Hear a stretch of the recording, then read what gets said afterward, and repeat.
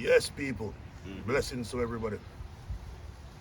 Today's subject is about why Ethiopia was paid $25 million in reparations. All right. The meaning of the word reparation is the action of making amends for a wrong one has done by providing a payment or assistance to those who have been wronged, meaning the proprietor pays the victim some form of compensation to acknowledge their guilt, to apologize, so this payment is paid as a token to show their regret is sincere and true. Ethiopia was paid such a sum in 1947. Why were Ethiopia paid $25 million? Who had to pay and why did they have to pay? By the 19th century, European countries had swarmed all over the African continent. Once they had come to realize this continent could serve them as a place that had immense, untapped, and plentiful good sources of natural resources, which could satisfy their lusts and greed for additional profits and income. Eventually, the Europeans realized to avoid confrontation with their fellow Europeans, they needed to cordon off landmarks of the territories each one would lay claim to owning. These landmarked territories would be registered, trademarked, legal, and become law. This period became known as the Scramble for Africa. So on the 15th of November in 1884, a conference was held in Berlin, Germany. The intention of this conference was to discuss the carving up of Africa between 13 European countries, which included Germany, France, Britain, Spain, Portugal, Italy, Belgium, as well as the United States of America. These 14 colonizers all finally reached an agreement after 4.5 months of conferences on the 26th of February 1885. They had neither consulted or sought any permission from any of the African state countries. The Europeans and USA were coming. If you liked it or not, they would be coming by brute force with cannons, rifles, and guns. The Europeans were at an advantage from the beginning. Their armies had the best weapons of that era in modern day weaponry, whereas in Africa they had no rifles, guns, or cannons. Also, the United States of America and the Europeans knew there were trade routes and posts along the western coast of Africa, as well as tribal factions who traditionally fought against each other to bring down the other, not realizing that they too would be taken away. Sorry. Not realizing that they too would be ultimately treated no differently, and their own lands would be taken away from them also. This is local African tribes that had collaborated with the Europeans to go and take the Israelites or the Jews out of West Africa, until eventually the European turned on their helpers, the local tribes, and took them too. They were offered bribes, which many of them took. The precise replica and blueprint used over 400 years earlier to divide and conquer, enter West Africa, befriend local villages and their tribal chiefs with bribes. First to assist in the capture of the Jews who had settled in places such as Ghana for the Ashanti or Nigeria for the Igbo and other areas of West Africa, only to eventually start taking the very tribes who had helped them also into captivity. Well, deja vu, the same was about to happen again. I keep repeating the need for us to read, research, study to learn things. No curriculum in school, college, or any university will dare to teach you. So you know for yourself what your status is really viewed as internationally, nationally, or locally by all forms of government. You may think you are seen as people who have an average or above average status because you tell yourself you are doing okay or I'm all right, Jack. But what is your true status? Like a leopard kills its prey, it doesn't sit down to eat. It instantly takes its kill up a tree to hide it. That leopard struck us in the 15th century using false friendships, bribes, before taking those who had helped him. That same leopard was about to strike again 400 years later using that same old tried and tested formula, and that leopard would succeed. The USA, along with 13 European countries, were now ready to put their plan into place. They made their intentions for the scramble for Africa a worldwide recognized legal legislation and called the documentation of what they had decided to do the Berlin Act. So you could all use your internet and Google the Berlin Act. These countries gained great success in swallowing up huge parts of the African continent and began raping all the natural resources left, right, and center, including gold mines, diamonds, ivory, minerals to equip their militaries galore. The list is truly endless.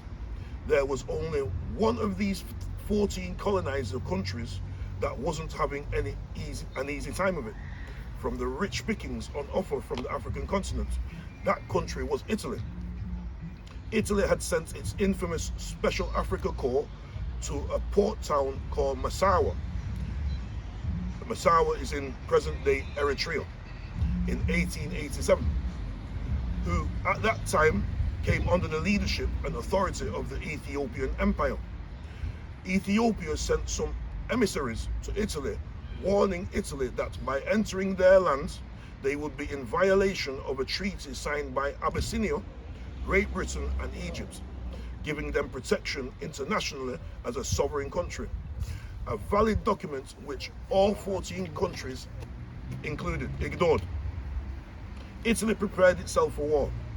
Now, please do not adjust your volume or screen when I tell you that Italy entered this war using its Special Africa Corps, consisting of 167 men. Yes, you heard right first time. 167 men assisted by 1,000 local troops, whose chief had been one of many bribed to ally themselves with the colonizers. The leader of the Massawa was a man named Ras Alula Ngido.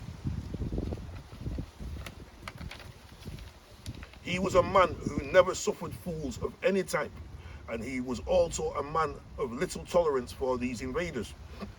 He commanded his forces to launch a full-scale attack on the Italian forces who were defending their fortifications. This attack resulted in tremendous casualties and losses, forcing them to retreat, as his men were no match for the enemy's rifles, guns, and cannons. But the Italians were running low on ammunition. Their leader, Thomas de Christophorus, had sent for additional 550 troops. Thomas is spelled T-O-M-M-A-S. Those of you who want to do your research, T-O-M-M-A-S, D-E, and Christophorus is C-R-I-S-T-O-F-O-R-I-S. He had sent for an additional 550 troops, but through his spy network, Ras had in operation, he learned of the Italians' shortage of ammunition and men.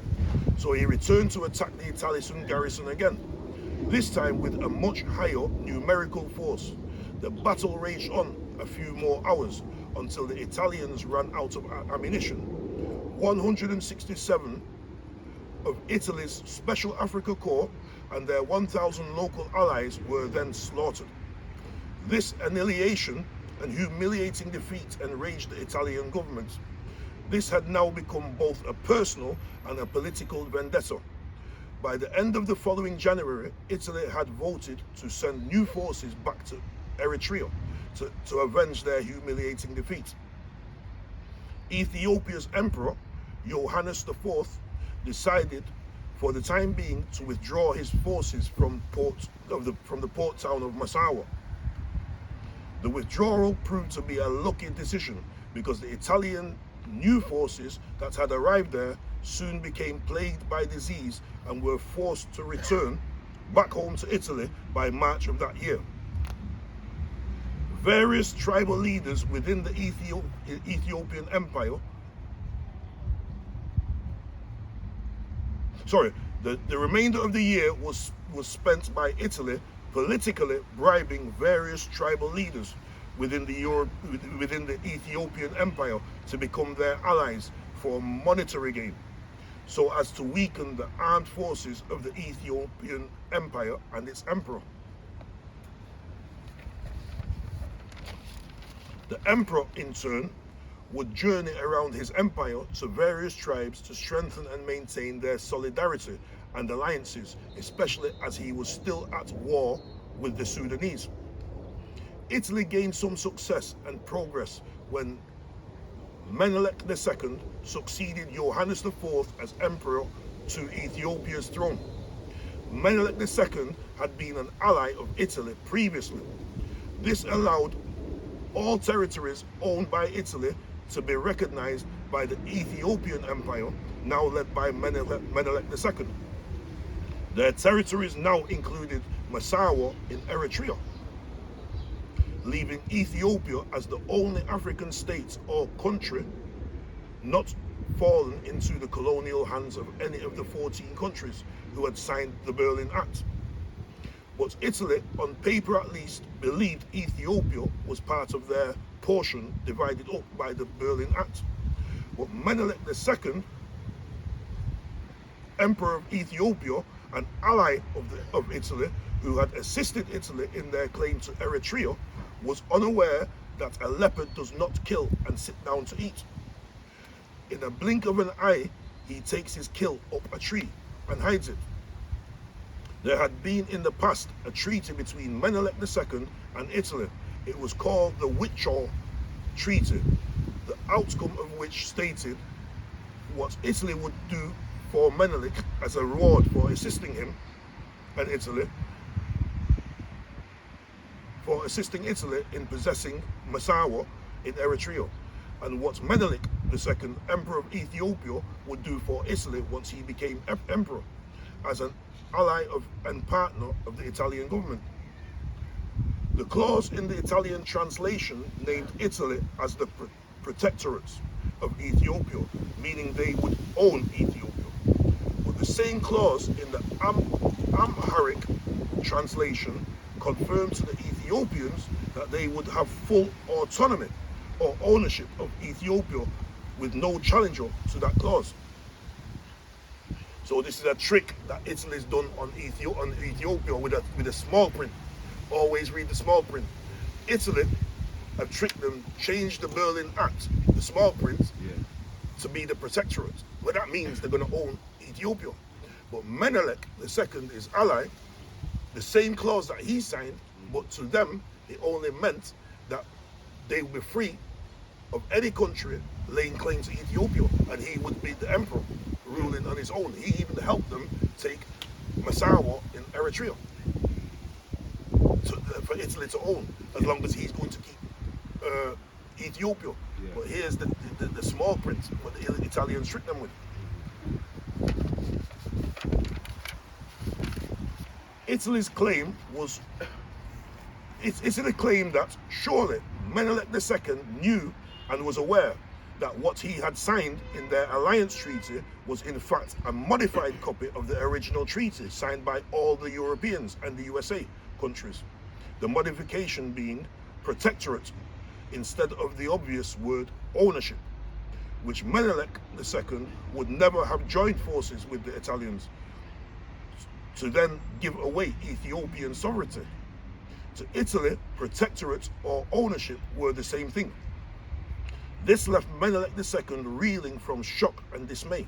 He needed redeeming, and he needed it quick. From this point, new tensions arose between Ethiopia and Italy.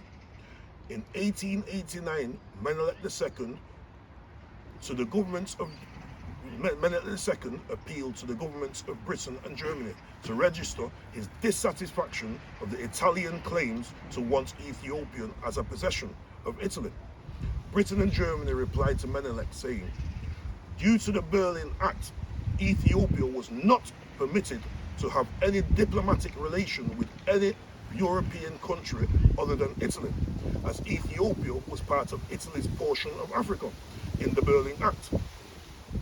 Menelik II denounced the hidden clause. He then looked to strengthen his borders and his armies. There was now a strong sense of renewed nationalism bursting out throughout Ethiopia to defend their land. Italy began by attacking villages that lay along the Eritrean-Ethiopian borders. They had an expectation that these villagers who lived along these borders would join them in the fight against Ethiopia. But instead of joining Italy, they joined Menelik II and his armies to fight against Italy. The Italian or European tactic of divide and conquer was now, as it seemed, destined to fail. The Ethiopian tribes had put aside all internal feuding amongst themselves. They were determined to unite to drive the Europeans from their lands, to maintain their sovereignty and independence. All tribal chiefs, including Menelik, who had previously allied themselves with Italy, were now much stronger due to military aid Italy had previously supplied them as allies. They were further strengthened, weapons left behind by fleeing Italian armies. These were weapons distributed by Italy to fight against Ethiopia's previous emperor, Johannes IV. But Emperor Menelik II's armies were receiving supplies from both Britain and France, who were hoping to keep Italy's share of Africa to the bare minimum so that they could gain a small foothold to exploit maybe in the future. Russia also gave Menelik II military aid. The decisive battle that ended the war took place at a town called Agwa, A-G-W-A. It was the fierce Ethiopian nationalism that had prevailed. It came as a shock to the overawed Italians. In October 1896, the Treatise of Addis Abawa was signed. This treaty forced Italy to recognize Ethiopian sovereignty, and it forced Britain and France to establish diplomatic relations with Ethiopia, because Russia led the way in strengthening ties. All these new ties went a far way to deter other European countries from laying claim to Ethiopia, a new sovereign state. How long would this last? Well, as we all know, Italy again invaded Ethiopia in 1935. This time, however, they gained some success. Ethiopia was annexed. Italy united Ethiopia with the other countries it possessed, namely Somalia and Eritrea. They named their piece of Africa the Italian East Africa. This only lasted up to the moment during World War II when Italy dramatically changed sides. They had begun the war the same way as they did in World War I, on the side of Germany.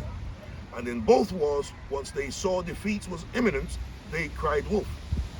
Don't bomb us, don't fight us, we've got the Vatican. It works for them every time, even though Spain, Italy and Germany were all fascist brother states. At the end of World War II, Italy were made to hand back Ethiopia to its people. once again being forced to recognize the sovereignty of Ethiopia, which they had recognized in the late 19th century. But this time was to be done so it couldn't be broken again. So in 1947, 2 years after World War II had finished, as part of the Italian recognition and acknowledgement of Ethiopia as an independent sovereign state, Italy were made to pay the sum of $25 million in reparations to the country of Ethiopia.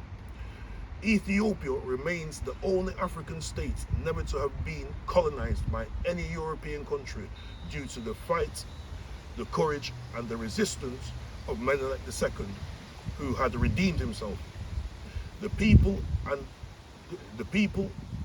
also, and as a result of the huge underestimation Europe and its Berlin Act had given to the resilience of these peoples.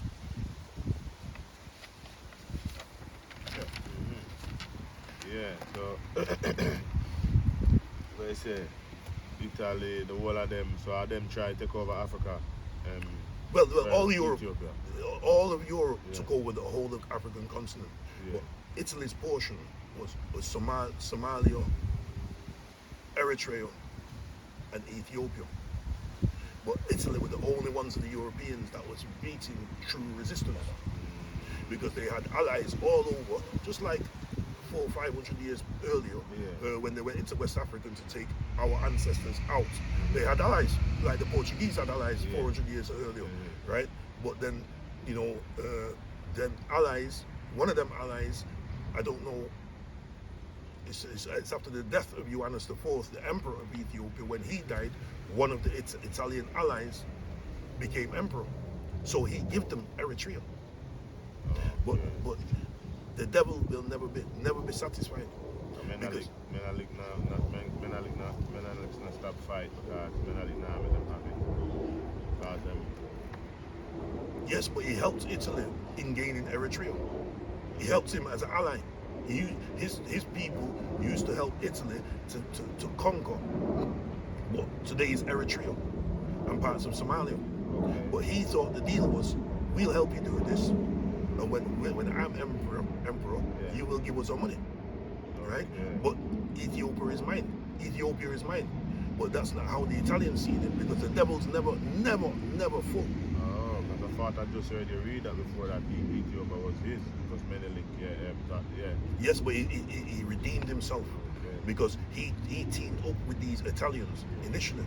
But when he realized that Italy wanted his country as well as part of the deal, the small print in the Berlin Act, and they couldn't seek no help from Britain or France. They said they can't have no diplomatic relations with no European country. apart from Italy. Yes, because your country belongs to Italy in the pact that they signed, that they did not consult no African nation. They just went over and took it, right? So yes, Ethiopia is still to this day remains the only African country or state that was never colonized, due to the resilience of the people, but also due to Menelik II redeeming himself, because he started as a sellout. But they didn't finish as a king. Yes, a true hero and king. And remember, because I grew up, because as I told you before, from primary school to high school, I was sharp in history. Yeah. But when I started looking at World War II, and I was thinking, I used to put 2 and 2 together and come up with 5, because I thought, how comes Italy always want to attack Ethiopia, right? But I was thinking that it was because of the Moors, because of the Moors. But there's that. But really, it starts here in the late 19th century, the late 1800s, right? With Menelik, Ioannis IV, and the Berlin Act. So this is why I say to people to have a better understanding that you have to do your own research, because there's things that are still coming your way on this show that I know you're not aware of, right? Because you're not aware of it because anybody who wins any war, they're going to write that history. So therefore, the ones that don't work out too good for Britain, they are not going to teach you They are not going to teach your children in any school curriculum. It's erased. But this is the power and the goodness of what you call the internet today. They can't hide anything. Yeah, it's there. It's just for you to find it. Right? So certain things that I say on this show, maybe the pronunciation may be different. That's why I spell the word out to you. So you have your internet, so you can Google and you'll get a shock to see what this side of the world will hide from you. And there's plenty more to come. Yeah. Yeah. So Ethiopia was paid $25 million. They had to this time around, so it couldn't be broken. They had to, which they did in the late 1800s and broke it. They recognized the sovereignty of Ethiopia, but still in 1935, still come back, right? So this time around, they have to, as reparations, to say, I'm sorry, and it's signed, sealed document. Pay $25 million to these people as well. So Ethiopia is the only African country. Yes. That's been never to be taken by any of these colonizers. I know, but not only that. I mean, ever even get any reparation, because has any other African country been reparation for what went on? Well, that I'd have to look into. Because Jamaica not getting a reparation. Yeah. Well, what I do know, right, is that the Windrush, yes, but also I do know that the reparations have never been paid for the transatlantic slave trade. That's what I can answer. I can't answer right now whether any other African country. I doubt it very much, because remember, it's only the other day that apartheid stopped in South Africa.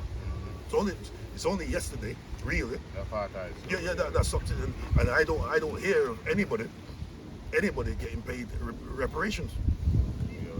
Because look at South Africa. They've got a big piece of South Africa called Rhodesia, that's named after Cecil Rhodes, an Englishman who signed his own paperwork, and the Queen of England signed to say that Cecil Rhodes, this is why it's called Rhodesia.